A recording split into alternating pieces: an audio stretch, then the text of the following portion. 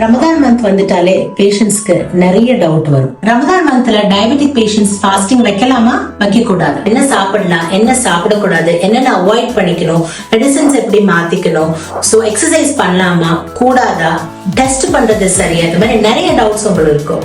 இந்த டவுட்ஸ் எல்லாம் கிளியர் பண்றதுக்காக தான் இந்த video. So number 1, so diabetes வந்து டைப் 1 டயபெட்டிஸா டைப் 2 டயபெட்டிஸா, அது ரொம்ப இம்பார்ட்டன்ட். நம்ம ரமதான் ஃபாஸ்டிங் வைக்கணுமா இல்லையான்றது டிசைட் பண்றது. Because multiple doses of injection type 1 டயபெட்டிஸா இருந்து இன்சுலின் டிபெண்டா இருக்கும்போது அவங்களுக்கு கொஞ்சம் டிஃபிகல்ட்டா இருக்கும். பிகாஸ் இந்த ஃபாஸ்டிங் ரமதான் ஃபாஸ்டிங் கொஞ்சம் டிஃபிகல்ட்டான ஃபாஸ்டிங். டான் டு டஸ்க் வந்துட்டு நம்ம ஃபாஸ்டிங் உணவு மட்டும் இல்லாம தண்ணியும் அவாய்ட் பண்ணிட்டோம். So they can go for dehydration. அது வந்துட்டு ஒரு டயபெட்டிக் கீட்டோ ஆசிடோசிஸை உண்டு பண்ணலாம். ஸோ டைப் 1 டயபெட்டிக் பேஷண்ட்ஸ் அவங்க ஃபாஸ்ட் பண்ணாம இருக்கிறதா அவங்க டயபெட்டிக் கீட்டோ ஆசிடோசிஸ் போகாம இருக்கிறத தடுக்கும்.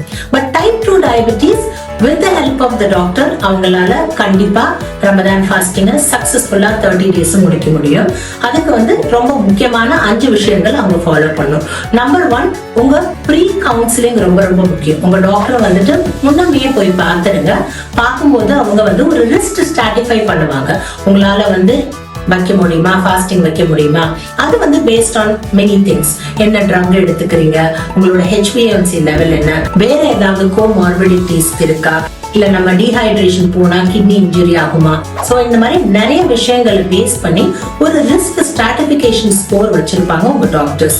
அந்த ஸ்கோரிங்ல வந்துட்டு நீங்க லோ ஸ்கோரரா இருக்கும் பொழுது நீங்க தாராளமா ஃபாஸ்டிங் பண்ணலாம். அதுல ஒரு மீடியம் ஸ்கோரா இருக்கும்போது டாக்டரோட கைடன்ஸோட ஃபாஸ்டிங் பண்ண முடியும். ஆர் ரொம்ப சிவியரா ஸ்கோர் ஹையா இருக்கும்போது டாக்டர் உங்களை ஃபாஸ்டிங்கா அவாய்ட் பண்ண சொல்லுவாங்க.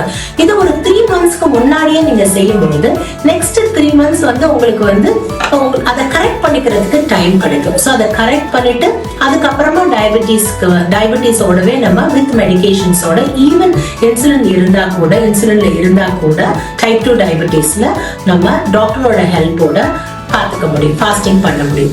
நம்பர் 2, டயட்டிங் ரொம்ப முக்கியம். ஸோ நம்ம ஃபாஸ்டிங் தான் பண்றோம், நாள் பூரா சாப்பிடலன்னு கிளைசிமிக் லோட ஈவினிங் இஃப்தாருக்கு அப்புறம் நிறைய, அதாவது நோம்பு திறக்கும் போது ஓவர் ஈட்டிங் பண்ணாலும் இதை வந்து நம்ம ரெக்டிஃபை பண்ண முடியாது. அதுவும் வந்து HbA1c இன்க்ரீஸ் பண்ணிடும், மெனி காம்ப்ளிகேஷன்ஸை உண்டு பண்ணும். ஸோ ஓவர் ஈட்டிங்கையும் அவாய்ட் பண்ணிக்கணும். ஸோ இது டீஹைட்ரேஷனுக்கு நிறைய பாசிபிலிட்டி இருக்கு ரமதான் ஃபாஸ்டிங்ல. பிகாஸ் டான் டு டஸ்க் நான் ஏற்கனவே சொன்ன மாதிரி ஃபுட் மட்டும் இல்லாம தண்ணியையும் நம்ம அவாய்ட் பண்ண சொல்லிடணும். சோ எப்பெல்லாம் தண்ணி குடிக்க முடியுமோ, அதாவது நான் ஃபாஸ்டிங் டைம்ல வெல் ஹைட்ரேட்டடா இருக்கணும். சோ ஒரு நாளைக்கு 2.5 liters உங்களுக்கு அலோவ் பண்ணிருக்காங்கன்னா அந்த 2.5 liters அந்த நான் ஃபாஸ்டிங் டைம்ல நம்ம ஈடு கொடுக்க பார்க்கணும். Number 4, monitoring the blood sugars. ஒரு CGM வச்சோ இல்லைன்னா குளுக்கோமீட்டர் வச்சோ சுகர்ஸ் செக் பண்ணிக்கணும். ஸோ ஹைப்பர் கிளைசீமியா அண்ட் ஹைப்போகிளைசீமியாவை அவாய்ட் பண்றதுக்கு அது ரொம்ப ரொம்ப தேவைப்படும்.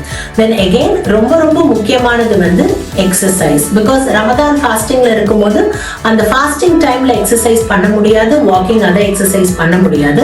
பட் இஃப்தாருக்கு அப்புறம் டின்னருக்கு முன்னாடி அந்த பிரேக்ல ஒரு half an hour walking or weekly thrice walking, weekly thrice strength training, இந்த மாதிரி எக்ஸசைஸை நம்ம கண்டினியூ பண்ணணும். பிகாஸ் எக்ஸசைஸை லூஸ் பண்ணிட்டீங்கன்னா diabetes control out of control ஆயிடும். ஸோ இந்த பாயிண்ட்ஸ் எல்லாம் நீங்க ஃபாலோ பண்ணிக்கிட்டீங்கன்னா தாராளமா ஃபாஸ்டிங் பண்ணலாம்.